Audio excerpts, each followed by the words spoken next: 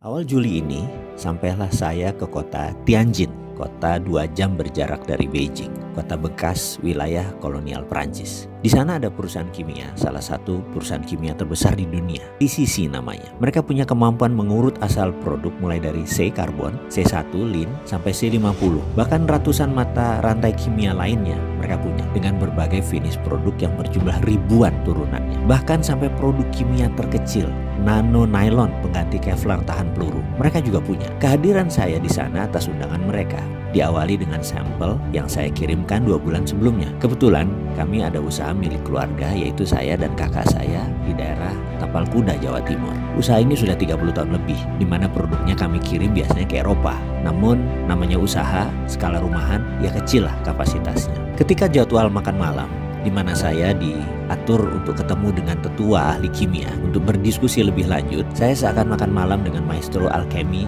sesepuh seumuran Merlin kali. Merlin itu alkemis gurunya King Arthur zaman dulu. Bahasa Inggris mereka sempurna, walau mereka bertiga usianya sudah di atas 84 tahun. Pendidikan mereka didapat di kampus kenamaan di Amerika dan Eropa. Mereka tamatan MIT dulunya, way back then, sewaktu mereka ambil program doktor. Salah satu di antara mereka mulai membuka pembicaraan dengan pertanyaan, how can you mix the precious metal with common metal, becoming alloy like this? Katanya sambil menunjukkan sampel yang saya kirim. Ini alasan mereka kayaknya ingin ketemu saya dan ingin berdiskusi serius. Mereka melanjutkan, usually what common technique, what we are using, nggak bisa katanya mixing the same metal dengan precious. Yang ada adalah precious dengan precious. Jadi pertanyaan dia selanjutnya, how can you put Ne atau bagaimana kamu bisa menaruh nikel digabungkan dengan lithium atau Ni with Li together? Bisa nggak? Saya paham maksud mereka. Memang dunia metalurgi itu unik. Sedikit orang yang memahami sifat metal, bahkan bisa paham tabiat metal, hanya sedikit sekali. Berhubung ilmu ini adalah ilmu keluarga, saya bisa menerangkan sedikit-sedikit. Jadi mereka bertiga menangkap hal yang aneh dari sampel yang kami kirim. Tapi sebelum saya menjelaskan, saya ingin sudutkan informasi mereka agar tepat. Saya tanya balik, what metal do you need? I will answer, what do you need? Not what you want to know. Is it okay with you? Jadi saya akan menjawab apa yang mereka butuhkan, bukan apa yang mereka ingin tahu. Jawaban mereka singkat, Li, lithium. Itu jawabannya. Saya tanya balik, untuk apa mereka perlu lithium? Power bank katanya. Saya tanya balik, ini power bank untuk handphone, mobil?